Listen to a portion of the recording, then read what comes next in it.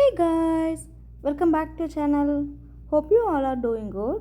Guys, இந்த வீடியோவில் நம்ம என்ன பார்க்க போகிறோம்னா ரொம்ப ஈஸியாக மக்ரூனி எப்படி செய்யறதுன்னு பார்க்கலாம் வாங்க. இந்த மக்ரூனி செய்கிறதுக்காக முதல்ல ஸ்டவ் ஆன் பண்ணி ஒரு பாத்திரத்தில் தண்ணீர், உப்பு, தேவையான அளவு மக்ரூனி சேர்த்து ஒரு 90% வேகிற வரைக்கும் வேக வச்சு எடுத்துக்கோங்க.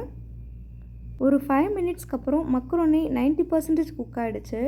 இப்போது இதை வேறு ஒரு பாத்திரத்தில் கூல் வாட்டரில் சேர்த்துக்கோங்க. இது மாதிரி கூல் வாட்டரில் சேர்க்கும்போது நம்மளோட மக்ரூனி ஒன்றோடு ஒன்று ஒட்டாது. பாருங்கள், நம்மளோட மக்ரூனி எவ்வளோ அழகாக ஒன்றோடு ஒன்று ஒட்டாமல் தனித்தனியாக இருக்குது. இப்போது இதை தண்ணியிலிருந்து ட்ரைன் பண்ணி எடுத்து வச்சுக்கோங்க. இதுதான் ஒரு பேன் நல்லா சூடானதும் கொஞ்சம் அதிகமாகவே எண்ணெய் சேர்த்துக்கோங்க. இதில் ஸ்லைஸாக கட் பண்ணின ஒரு பெரிய வெங்காயம், பொடியாக நறுக்கிய 5-6 பல்லு பூண்டு, கொஞ்சமாக உப்பு, ஒரு பச்சை மிளகாய் சேர்த்து ஒரு 3 நிமிஷத்துக்கு நல்லா வதக்கி விட்டுக்கோங்க. இந்த மக்ரூனி செய்கிறதுக்கு வெங்காயம் பொன்னிறமாக வதங்கணும்னு அவசியம் இல்லைங்க.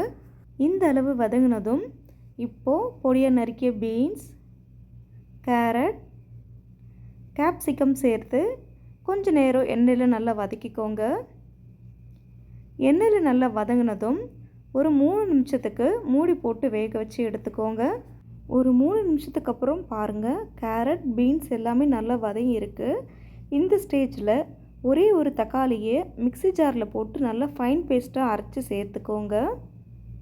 தக்காளி பேஸ்ட்டை சேர்த்துட்டு இந்த தக்காளியோட பச்சை மணம் போகிற வரைக்கும் நல்லா வதக்கி எடுத்துக்கோங்க.